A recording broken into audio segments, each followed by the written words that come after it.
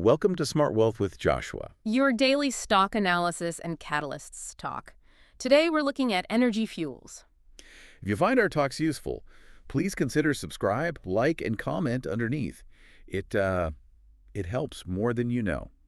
Okay, look, we have to address the absolute elephant in the room immediately. Or maybe you should say the rocket ship in the room. Right. I was staring at the terminal this morning, looking at the year-to-date performance for 2026, and I honestly had to double-check. I wasn't looking at a meme coin. Energy Fuels is sitting at 12-year highs. It has been a vertical ascent, hasn't it? Vertical is putting it mildly.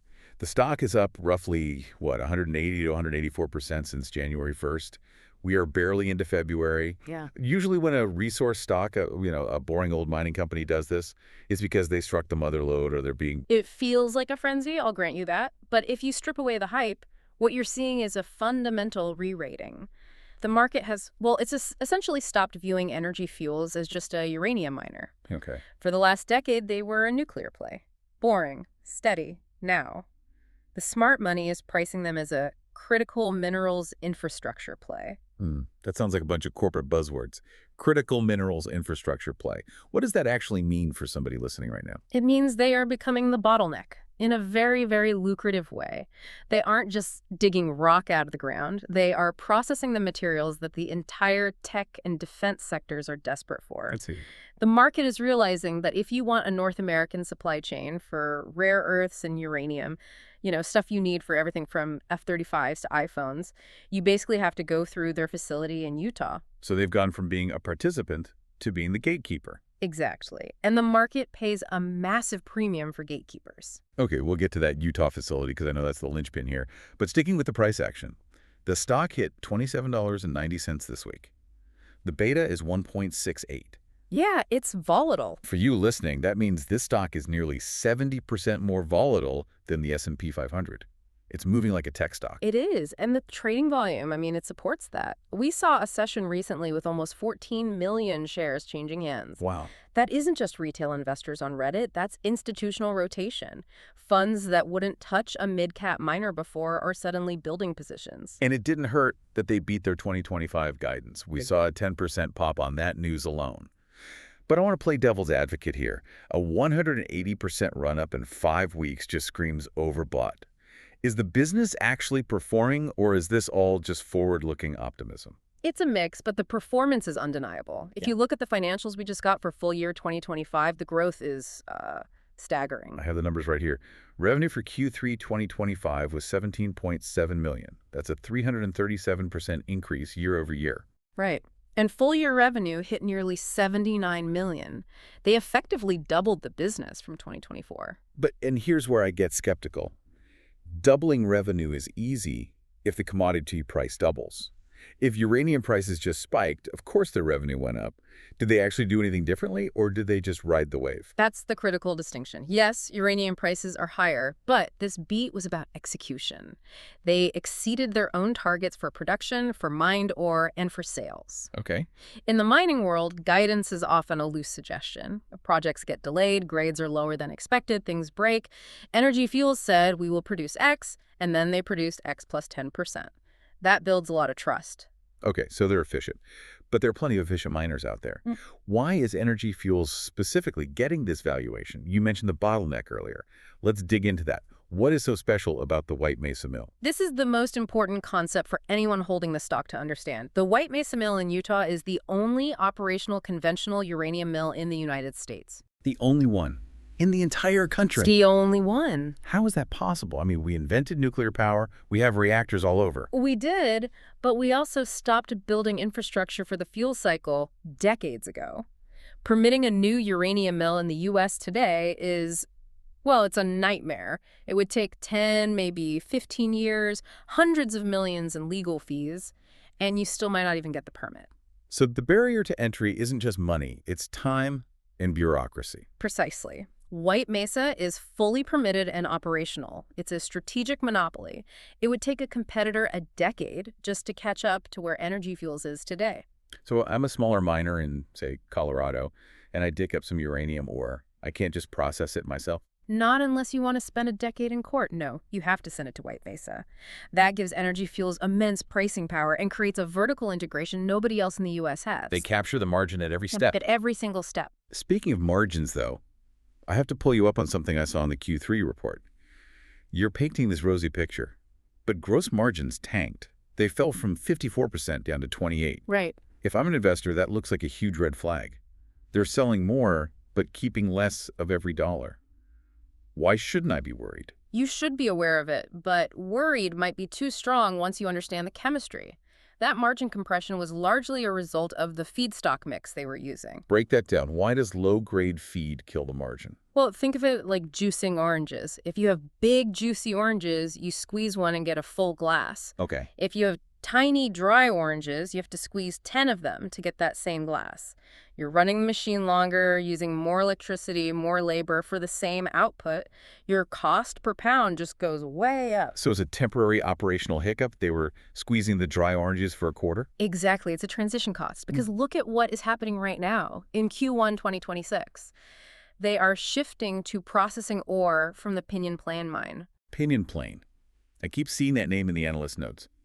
Why does the source of the rock matter so much? Because Pinyon Plain is arguably the highest grade uranium mine in the United States. We are talking about ore grades that are exponentially higher than what they were processing. High grade means less rock through the grinder, less acid to get the same amount of yellow cake out. So going back to your analogy, these are the supersized premium oranges. Exactly. Drastically lower cost per pound produced. They're planning to process over 1 million pounds of this ore through the first quarter. The expectation, and this is what the bulls are betting on, is that we are going to see those margins snap back from 28% to something much, much healthier. So the margin compression was the before picture and Pinyon Plain is the after. Correct. It's the catalyst for profitability. Right. That covers the uranium side. Solid business, unique asset, growing. But uranium alone doesn't explain a stock tripling in a month. We have to talk about the rare earth elements. This seems to be where the narrative gets really aggressive. This is where the company shifts from a mining stock to a geopolitical asset. Energy Fuels is executing phase 2 of their expansion at White Mesa. They are spending about $410 million to modify the mill. To separate rare earths, specifically NdPr, right? Neodymium praseodymium. Correct. And for those listening, NdPr is basically the magic flour in the bread of modern technology. You cannot build a high-performance EV motor without it. You can't build missile guidance systems, wind turbines, robotics. It's all NdPr magnets. And the problem, historically, has been that China controls the entire supply chain. Roughly 80 to 90% of the processing capacity is in China. The West has been completely asleep at the wheel. We dig stuff up, ship it to China to get processed, and then buy it back. So Energy Fuels is trying to break a global monopoly. That sounds expensive and risky. How can they compete with China, which heavily subsidizes its producers? That is the multi-billion-dollar question, and the answer goes back to the White Mesa mill again. You see, the best source of rare earths is often a mineral called monazite. Monazite sands. Right. But here's the catch. Monazite is radioactive. It contains thorium and uranium. Most processing plants in the world, especially standard chemical plants, cannot touch it. They don't have the licenses. They don't have the licenses to handle radioactive waste. If you ship radioactive sand to a normal factory, they will turn you away at the gate. But White Mesa is a uranium mill. They love radioactivity. Bingo! They want the uranium. They can take the radioactive monazite, extract the uranium for their nuclear business, and then recover the rare earths as a co-product. It turns a waste liability into an asset. Exactly. And because of the synergy, they are projecting a production cost for NdPr of around $29.39 per kilogram. Is $29 competitive? It's world-class. It would make them one of the lowest cost producers on the planet, potentially competitive with China, even without subsidies. That is the game changer. Okay, so they have the facility. Where are they getting this monazite from? They are building a hub-and-spoke model. They are sourcing monazites from heavy mineral sand projects globally. There's been a lot of chatter about a project in Madagascar. Armada, right. Yes, the idea is to ship this monazite concentrate from Madagascar and maybe other places like Brazil or Australia all the way to Utah. It sounds crazy on paper. Shipping sand from Madagascar to Utah. The freight costs must be astronomical. You'd think so, but monazite is incredibly dense with value. A ton of it contains a lot of rare earths and uranium. It's high-value cargo. It's not like shipping coal. The economics actually work. It sounds great. Yeah. But I have to bring us back to reality. We are talking about shipping radioactive sand across oceans to compete with Chinese state-owned enterprises. Can they actually afford this? It's a capital-heavy phase, no doubt. Capital heavy is polite. I'm looking at the trailing 12-month net income. It's negative $97 million. They're losing money. And the market cap is $4.6 billion. Right. That's a massive valuation for a company burning cash. It is, but you have to look at why they're burning cash. It's almost entirely CapEx, capital expenditures. They're building the factory. Sure, but are they funding this through debt? Because in this environment, debt can kill companies like this. That's the good news. Their balance sheet is surprisingly clean. Very little debt. They've been funding a lot of this through cash flow from the uranium sales. The legacy business is essentially subsidizing the startup of the rare earth business. Okay, that's reassuring. But let's talk valuation. Price to sales is around 40. 40. It's rich. Rich. NVIDIA trades at that multiple when it's overheated. You are paying a software multiple for a mining company. How do you justify that? You justify it with scarcity and growth. You aren't paying for 2025's earnings. You're paying for the earnings of 2027 and 2028 when the rare earth circuit is fully turned on. And you are paying a scarcity premium. Explain the scarcity premium. If you're a portfolio manager and your mandate says, buy American critical minerals, where do you put your money? Not many places. Exactly. Energy Fuels is the only liquid large-scale name in town. It's a crowded trade because the theater only has one exit. I see. And the analysts know this. The consensus ratings are strong buy to moderate buy, with price targets stretching up to $33. But you also have targets down at 12. That is a massive spread. 12 to 33. That's not a consensus, that's a fight. It reflects the uncertainty of execution. If they pull this off, $33 might look cheap. If they fail or there are delays, $12 is a very real possibility. Let's focus on those risks. Beyond building the plant, what keeps you up at night here? The macro commodity risk is always number one. Uranium is notoriously volatile, but the bigger risk, honestly, is China. Retaliation. Market manipulation. China has a history of flooding the market with supply to drive prices down below the cost of production for any Western competitors. So they could lower prices just enough to bankrupt the competition, then raise them again. Exactly. Predatory pricing. So Energy Fuels is betting that the U.S. government will protect them with tariffs, quotas, defense contracts. They're betting on a policy shield. The Department of Energy is putting $2.7 billion into reviving the nuclear supply chain. The bet is that the U.S. simply cannot let them fail. Too strategic to fail. That's a bold thesis. It's the reality of 2026. National security is a primary investment factor now. We also saw a 15% drop in the stock recently, a sharp plunge.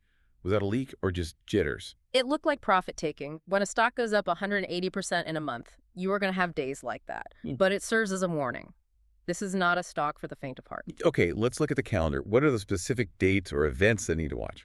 February 25, 2026. Earnings. Earnings day. And I want you to look at two things. First, the margin. Did the pinion plane or actually improve profitability? We need to see that number climbing back toward 40 or 50%. And the second thing? Updates on the Phase 2 construction. We need confirmation that the rare earth circuit is on budget and on schedule. Any delay there pushes the revenue story further out, and this valuation can't handle delays. And keep an eye on Washington, I assume. Always. Okay, so I'm going to put you on the spot. We don't do buy or sell, but we do give a bullish score, 1 to 10. Where does Energy Fuels sit for you right now at these highs? I'm sticking with an 8 out of 10. An 8. Even with the 40x sales multiple. Even with the multiple, because right now, strategic value outweighs book value. They're executing, they have the moat, and they have government support.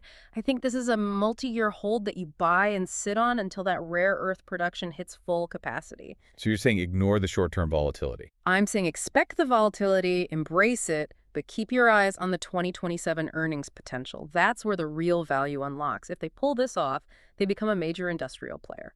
A fascinating look at how geopolitics is rewriting the rules of mining valuations.